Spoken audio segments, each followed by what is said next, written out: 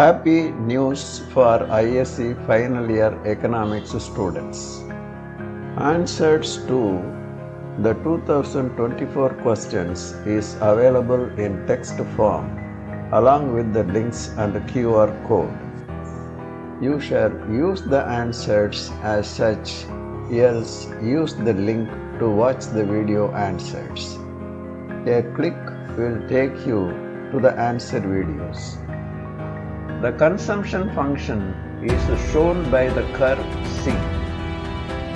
Those who want a copy of it shall contact me using my email ID found in the description section of this video.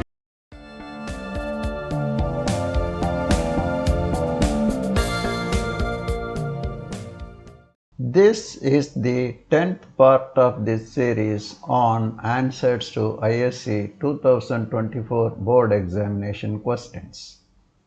Already we have finished section A and section B questions and started to answer questions in section C. In this section, each question carries 8 marks. This question has 4 subdivisions. Each carries 2 marks. Now subdivision A. Draw a straight line demand curve joining both the axes. Indicate the following on the demand curve. A. Elasticity of demand is equal to 0. B. Elasticity of demand is greater than 1. In this question, you are expected to draw a graph. Draw the 2 axes first and don't forget to name them. Then state what is measured along the x-axis and y-axis. Time and again, the board insists proper labeling. Draw a straight line demand curve and name it as AB. In a straight line demand curve, the elasticity varies at the different points on the demand curve. At the midpoint of the demand curve, elasticity is equal to 1. Fix the point D exactly at the middle to show unitary elastic. Label it as EP equal to 1.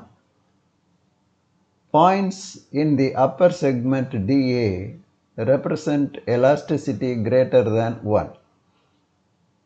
Fix the point C to the left of D.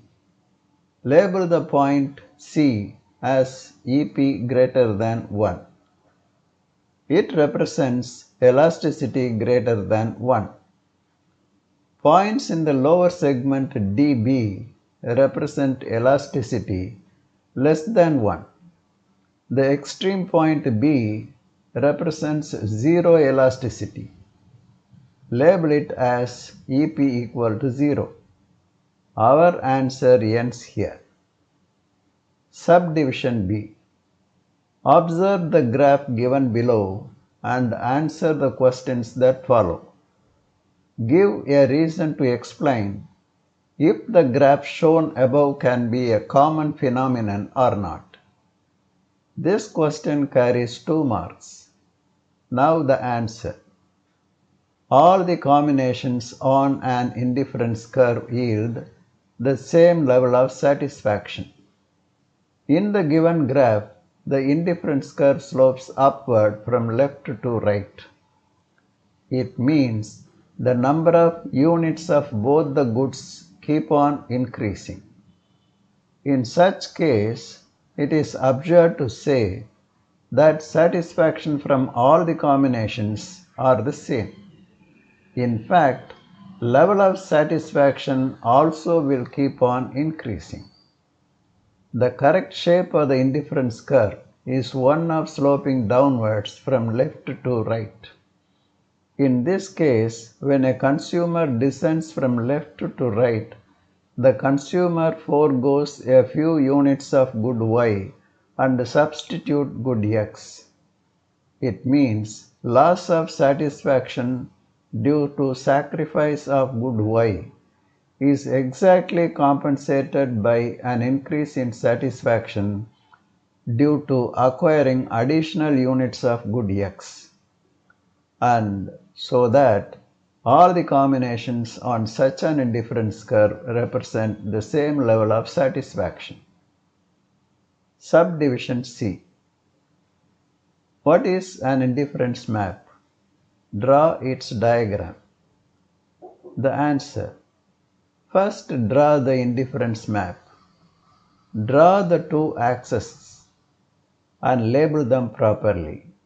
Then draw the indifference curves IC1, IC2, IC3 and IC4. There is no hard and fast rules regarding the number of indifference curves you have to draw. You make it a point to draw a minimum of 4 indifference curves. Then give a brief description of the indifference map. A group of indifference curves constitutes an indifference map. Indifference curve close to the origin represents a lower level of satisfaction. That which is far away from the origin represents a higher level of satisfaction. Indifference map shows the scale of preference of a consumer. Subdivision D. State any two differences between cardinal utility and ordinal utility. It also carries 2 marks. Answer. Cardinal utility. 1. It is based on the measurability of utility. It says that utilities can be added or subtracted. Ordinal utility.